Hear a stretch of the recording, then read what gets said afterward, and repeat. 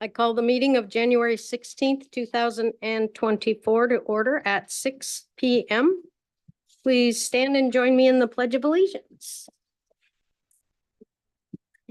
I pledge allegiance to the flag of the United States of America and to the republic for which it stands, one nation, under God, indivisible, with liberty and justice for all.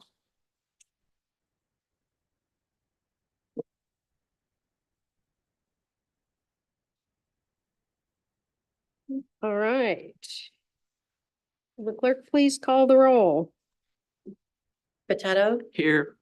Bowman, Here. Brown, Uh, Cole, Here. Elfers, Here. Stewart. Here. All right, everybody's here. We move on to the consent agenda. Will the clerk please read the consent agenda? Item number 1, public defense contract approval. Item number 2, resolution number 1665, rejecting all bids for CIP 2111 Maple Street pedestrian signals. Item 3, resolution number 1666, Heritage Park and Hobbs Alley design, Pierce County LTAC grant acceptance. Item number 4, Tacoma Avenue overlay and intersection grant award for design.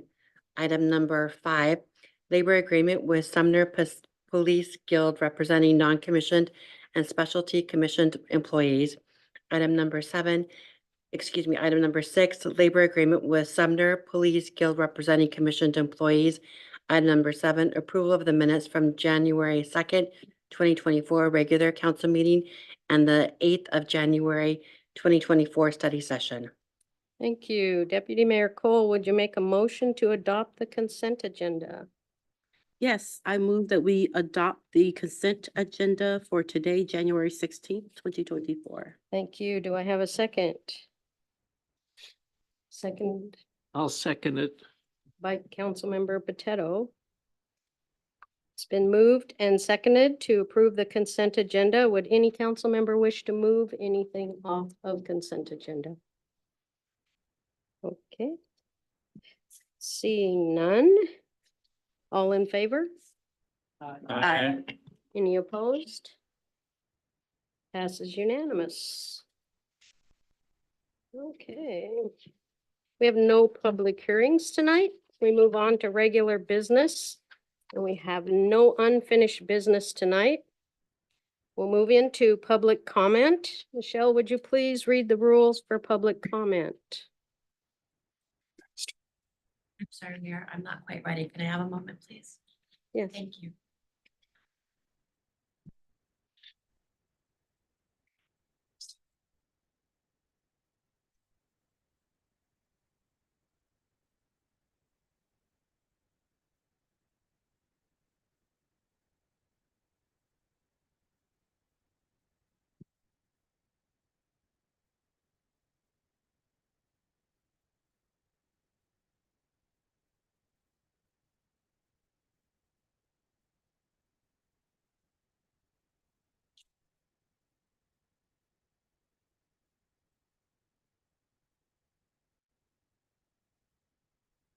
We welcome your comments, which are very important to us.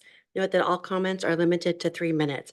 As a reminder, when you come up to the podium, state your name and address or the city where you reside for the record. This portion of the meeting is where you, the public, share with council your views and not a time to engage in debate. Thank you, Michelle. Does anyone in the audience or participating by Zoom have any comments they would like to make? I have 2 people signed up. I will call on Randall Adams, number 1.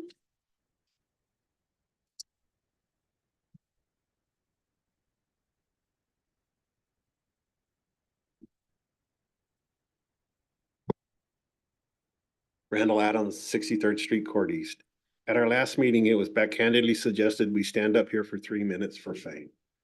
No, we stand up here against the actions you took in infamy against the citizens of Sumner on 9/11 and 9/18.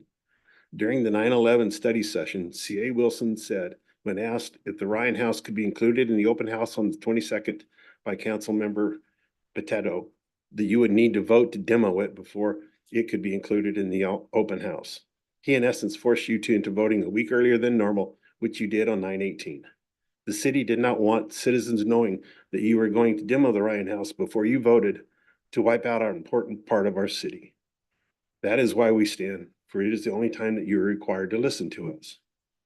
Now, I will not use the David and Goliath story to describe the fight over the Ryan House. We all know what happens to Goliath, and I, for one, wish no harm to the council. Unlike the city, who, if we are to believe the proclamations regarding the Ryan House, put your lives in grave danger by parading you through there to fill you with information that council members who are not in construction may not understand what they saw or what was described to them, or it was simply done for inflammatory purposes. No, I recognize the city staff for the bullies that they are. Just ask downtown merchants and citizens what they've experienced in dealing with the city staff. Filing your attempt for a summary judgment late in Superior Court was not done purely out of incompetence. Yet it is ironic. It may have been done even though you knew it was late in an attempt to drain the resources of those who you are fighting. It reminds me of my father attorney who describing going up against large law firms who had deep-pocketed clients like your $60,000 down payment. He described them as three-legged stool firms, simply being interested in pulling up their three-legged stools, sitting down, grabbing a hold, and squeezing as many billable hours as possible versus trying to come to a solution. Maybe this is now, maybe not. Time will tell. In this instance, it could be the city is wanting to win so badly that you are trying to drain the resources of the Nancy Ryan Group because you will have a hard time defending your SEPA disclosures in the light of day in a court of law. And that being a financial bully using our taxes may be the only way you can win. On November 21st, the city told LTAC they were not going to use the $750,000 previously allocated for the Ryan House. This fact, as a side note, was included in a letter from the county telling the city you were getting $1.6 million for the Heritage Park. My question to you is this: did you sell out the Ryan House in order to get the full $1.6 million for your new version of the Heritage Park? All right, next one, Nick Bierman.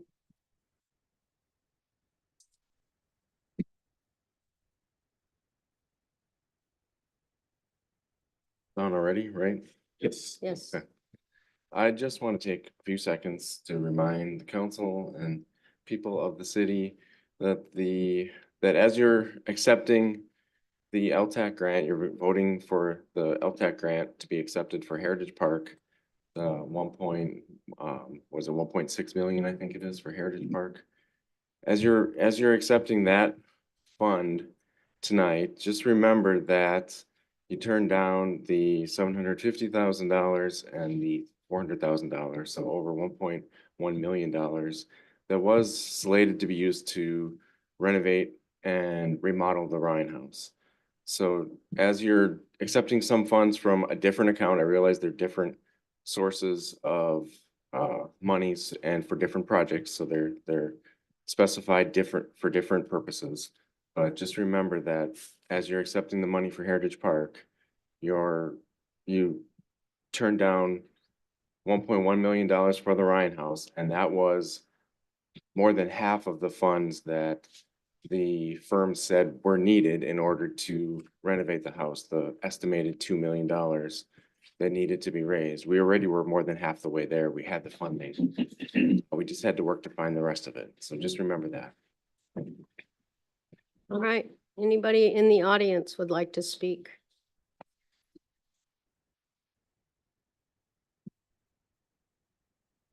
Please state your name and address. Hi, yes, my name is Paul Romich. I'm a friendly neighbor from Puyallup, but I live at 2905 Fifth Avenue Northeast, apartment B202. So I just live across the river, right behind Mama's Tortini's. And so I very frequently come to Sumner and enjoy your wonderful city. I apologize for my tardiness. Puyallup starts their city council meetings at 6:30. So I'm here to talk about there's gunk on the railroad tracks at the Sounder station. I'm not sure who's responsible for picking it up, whether it be your Public Works department or Sound Transit or BNSF. but I figured you should know about it because it does go at least 1 to 2 inches above the road surface and presents a trip hazard. And well, I didn't trip myself. It was my wife. She fell pretty hard, but she's okay. But I figured you should know before someone a little more fragile falls. So just a heads up there. And I also want to applaud the city leadership, city staff for everything they've done around Sumner to get more biking lanes and bike infrastructure in place here in the city. As someone who bikes primarily, it's quite nice to I don't know, it feels nice to be, kind of welcome. So I do want to give my thanks to the people who made that happen. I'm excited to see how like the festival street develops and how you guys use that going forward. And then finally, just a couple suggestions. So some bike racks, that aren't at electric, well, I do frequently go to electric. Maybe something a little more centralized might be beneficial. Just one on-street parking space can turn into 8 to 10 bikes easily. And that, that's increased downtown capacity right there. So just a little suggestion right there. And then finally, work with Puyallup, right? Maybe try to go in and create a better connection between the two cities for non-drivers, because right now you have to like zigzag and be very cautious of drivers turning right on red as you're crossing the street there, where East Main turns into traffic. So Traffic Avenue, that is. So just thank you, and just a heads up there on that gunk. Thank you very much. Mr. Romish, you might want to check with Michael Kosa back there. He's Public Works, and you can explain to him more about the gunk on them. Yeah, thank you. Okay, anybody else? All right. Anybody online? If you're online, use the raise your hand feature *9 if you'd like to provide public comment. Nobody online. All right. Okay, moving on to new business. Forestry and Parks Commissioner appointment, Councilmember Elfers. Would you like to make a motion? Yeah, I'd like to make a motion to appoint John Gammon to the Forestry and Parks Commission. Thank you. Do we have a second? I second that. Seconded by Councilmember Cole. Is Mr. Gammon here? Here we are. Would you like to say something? Sure, Up to the podium. I thought I could escape. Mayor, would you like Derek to introduce Mr. Gammon? Yeah, we'll have Derek introduce you then. Good evening, Mayor and Council. I'm Derek Brager, Community Services Manager. The mayor is seeking confirmation of Forestry and Parks Commissioner John Gammon.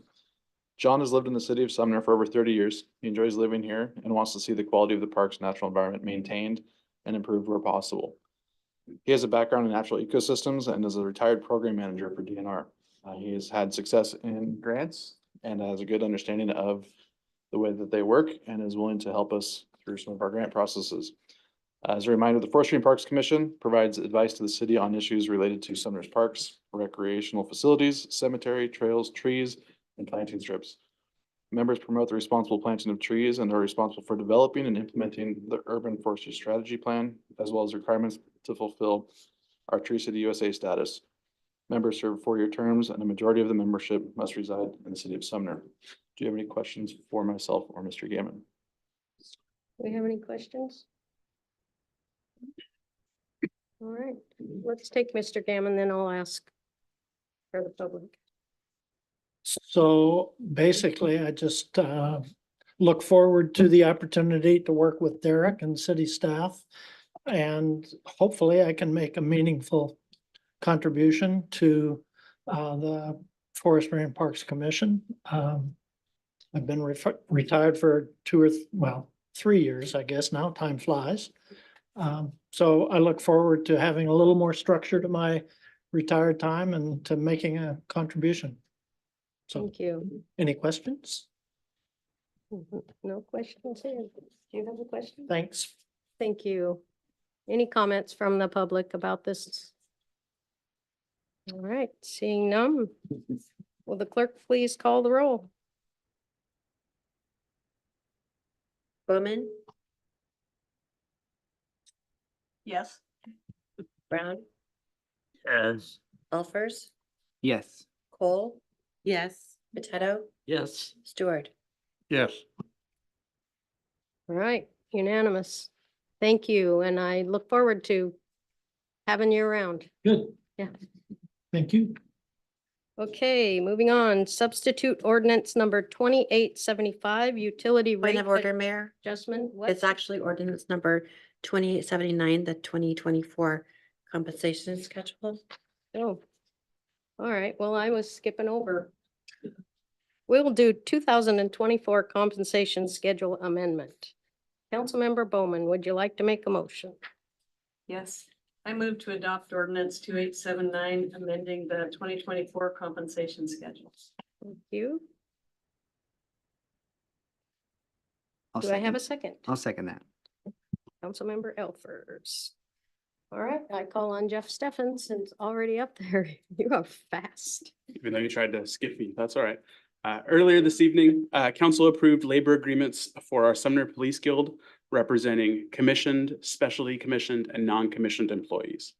Ordinance 2879 amends the 2024 compensation schedule for these employees covered by those agreements and establishes their salaries for the year. Happy to answer any questions. Do we have any questions for Mr. Steffens? All right, seeing none, any comments from the public? Seeing none there. Will the clerk please call the roll? Potato, Yes. Stewart, Yes. Bowman, Yes. Brown, Yes. Alfers, Yes. Cole. Yes. All right, we are on a roll.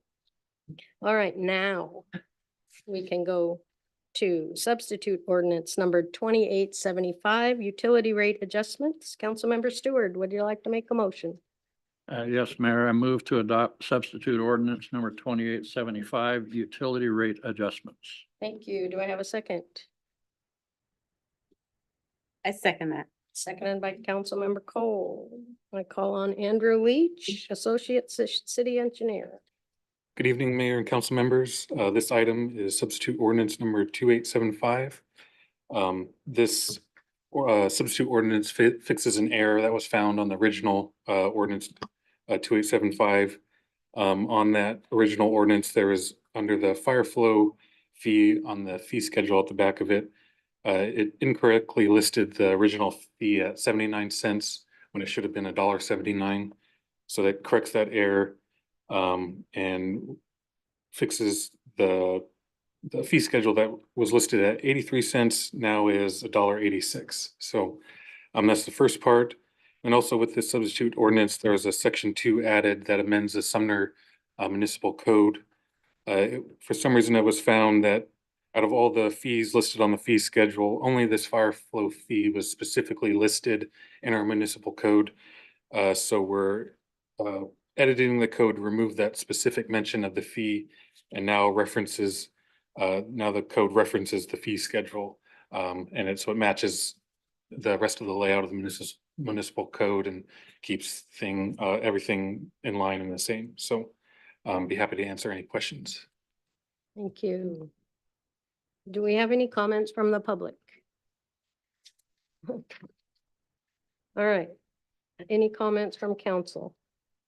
So you said it was a percentage that you had to raise. It was 4% or something that. The original ordinance raised rates. Those rates didn't change. There was the water water rate was changed by 4%. Okay. The sewer was 4.5%. And storm, I believe, was 6%. So this error didn't affect those, doesn't change the rates at all. Those stay the same. And I also forgot to mention this error this is regarding a permit fee. So it won't affect like your monthly utility bills or anything like that. So Okay, good. Thank you. All right, anybody else? Seeing none, anybody from the public would like to say anything on this? All right. Seeing none, would the clerk please call the roll? Bowman, Yes. Cole, Yes. Potato, Yes. Stewart, Yes. Alfers, Yes. Brown. Yes. All right, There we go. So I will call for reports. Councilmember Bowman, want to be first? I have no reports. There we go. Councilmember Alfers. I just want to say thank you to Mr. Gammon. I think I spent my first little bit of time helping with the city on the Forestry and Parks Commission, so thanks for your time. See, you're gonna end up here someday. Yikes. Councilmember Cole, No report tonight, thank you. Councilmember Stewart. Thank you, Mayor. I want to thank the new Parks and Forestry Commission member. Thank you for volunteering your time. And just remind anybody who's interested and who's listening that there is currently a spot open on the council.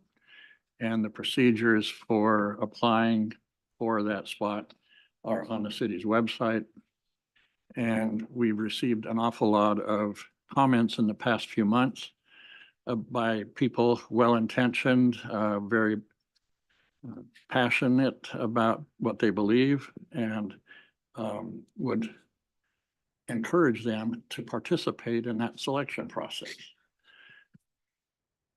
Thank you. I meant to say Councilmember Potato. Yeah, in February, there'll be a special levy for the school district. So I encourage everybody to get registered to vote. If you aren't registered already, you can go to votewa.gov. And the deadline to mail in the registration is February 5th, or you have until 8 o'clock on February 13th, which is the date of the vote, to appear in person at the elections office in Tacoma. So we just need to get more people voting. So please do. All right, Councilmember Brown, do you have any? Thank you. There you go. Call on City Administrator. Good evening, Mayor and Council. Jason Wilson, your City Administrator. Coming up at next week's study session, we have two items for discussion. First is the 2024 refuse and recycling rate presentation. There'll be Steve Hopkins from Murray's Disposal will be here to discuss the proposed 2024 rates that will go into effect March 1st after council considers them for adoption. We'll also have a number of our community partners present with us. These are the community organizations that receive funding from the City Council for the 23-24 budget to perform certain community service related work. So they'll be coming to give kind of a mid-year update on how the funding is going for them and what they're using the funds for. January, we do have a fifth Monday, but I hate to tell you, we are going to have a special study session that night. So I'm sorry you don't get that off.